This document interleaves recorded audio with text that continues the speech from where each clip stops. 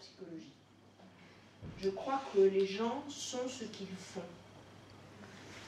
Et ils doivent bien penser ce qu'ils veulent. Ils sont ce qu'ils font. Bon. Donc, le récit porte essentiellement sur l'action. Par contre, ce qui m'intéresse, c'est le moment où est prise la décision de l'action. Le moment où on décide qu'on va faire ça. Et si vous essayez de réfléchir à la façon dont ça se passe pour vous, vous vous rendez compte que vous ne prenez pas vos décisions à travers un long raisonnement en 3 points, bien ordonné, etc.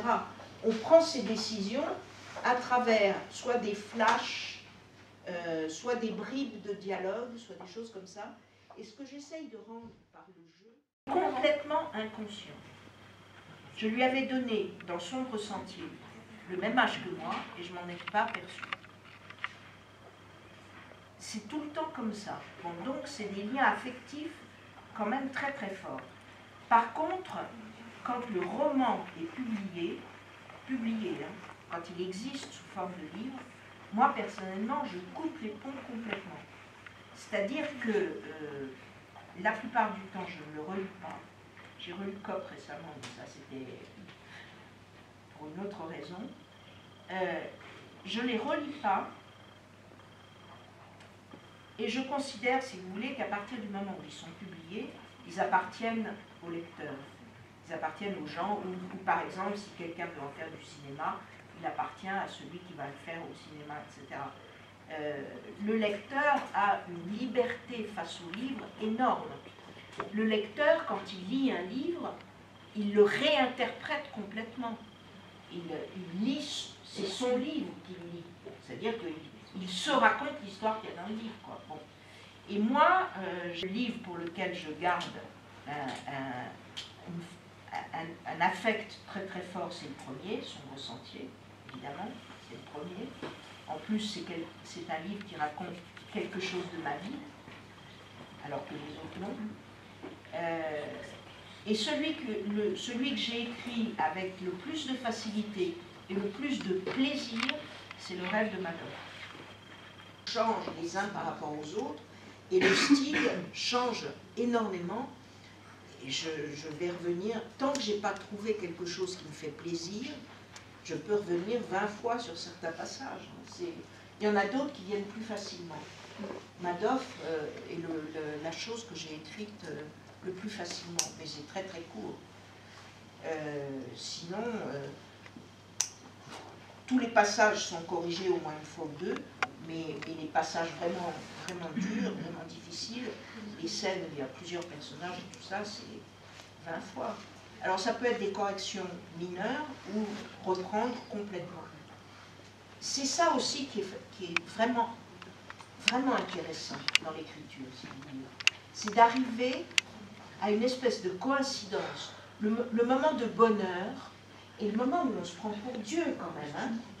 C'est le moment où on arrive à trouver exactement ce qui vous traîne dans la tête, justement sans doute dans l'inconscient, qu'on arrive à exprimer, à trouver le mot autour duquel on tournait, le mot juste. On a parlé de ça tout à l'heure à propos de Baudelaire. Ah oui, exactement ça. Eh bien, c'est fascinant. Le moment où on le trouve, c'est une grande jouissance. Et il y a deux choses, moi, qui m'importent. C'est le mot juste. J'ai une règle, si vous voulez, c'est que j'ai très peu d'adjectifs. Le mot doit se remplir lui-même. Pas de comparaison. Donc des phrases simples. Et le rythme. Il y a deux choses. Donc le mot juste, trouver le mot juste, qui fait image. Alors Siménon disait le mot matière. Je trouve que c'est une belle expression. Une belle expression parce que tout d'un coup, le mot matière, vous sentez le mot qui pèse là. Et le rythme de la phrase, il faut pas que ce soit mécanique. On change de rythme suivant ce qu'on veut exprimer. Le rythme de la phrase est un des instruments qu'on a à notre disposition pour que le lecteur entre dans le récit. Donc c'est du boulot, mais il y a des moments de grand bonheur, sincèrement. Je disais, on se prend pour Dieu, mais c'est un peu ça. Vous créez des personnages, vous créez des paysages, vous créez des conflits, vous les résolvez. Vous êtes maître à bord, c'est l'idée, quoi.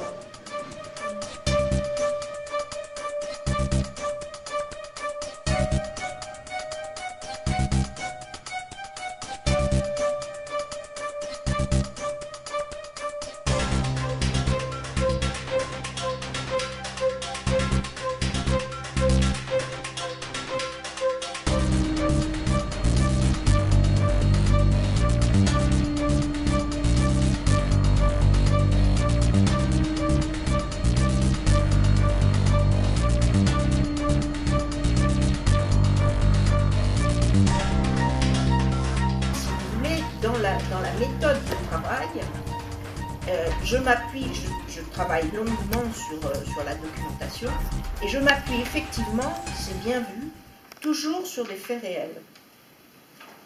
Les faits sont réels, alors je les trafique. Un roman n'est pas en aucun cas un livre d'histoire, en aucun cas. Donc, ce que vous ressentez dans un livre, dans un roman, par exemple, si on prend Balzac sur le 19e siècle, si vous voulez connaître le 19e siècle, la lecture de Balzac est indispensable. Mais ce que vous allez saisir chez Balzac, c'est l'air du temps, c'est les conflits qu'il y a, c'est tout ça. Mais en tout cas, certainement pas des faits historiques. Ça, il faut faire très attention, c'est pas la même chose. C'est clair ? Voilà, donc je m'enfonce, oui, mes personnages sont fictifs et les faits sont réels. Et je suis d'accord avec vous, c'est grave. Oh, faut t'avouer à moitié pardonner quand même. Bon, ça va. Donc les personnages sont inventés, les faits sont grosso modo réels. Et c'est ça qui m'amuse, et c'est ça, si vous voulez, qui m'intéresse, c'est à travers des personnages fictifs, trouver les ressorts des situations réelles, comprendre pourquoi ça s'est passé comme ça, pourquoi ça a évolué comme ça, pourquoi on en arrive là, dans nos fantastiques années fric, pourquoi on trafique, pourquoi il y a un trafic d'armes intensif avec l'Iran. Qui le fait, pourquoi.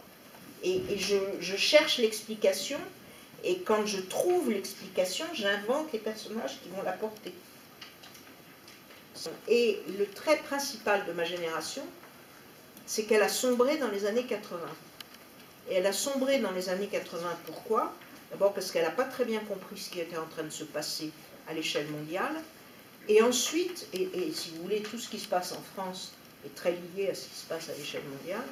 Et d'autre part, elle a sombré parce que beaucoup des gens qui avaient été mes copains de bagarre, mes copains de lutte, mes amis, ont sombré dans le culte de l'argent. Et c'est pour ça que je parle d'année fric. Et du coup, je me suis dit, je vais faire un portrait des gros scandales financiers des années 80. Alors, les scandales financiers des années 80, c'est l'immobilier. Ça, c'est un roman qui s'appelle À nos chevaux.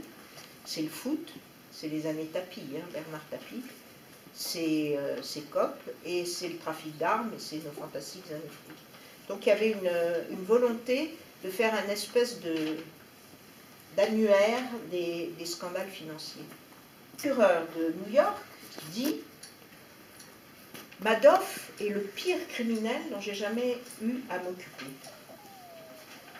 Alors là, les bras m'en sont tombés. Les bras m'en sont tombés. C'est un escroc, mais ce n'est pas le pire des criminels dont le procureur de New York ait eu à s'occuper. Coup de colère de moi. Coup de colère. Mon raisonnement a été,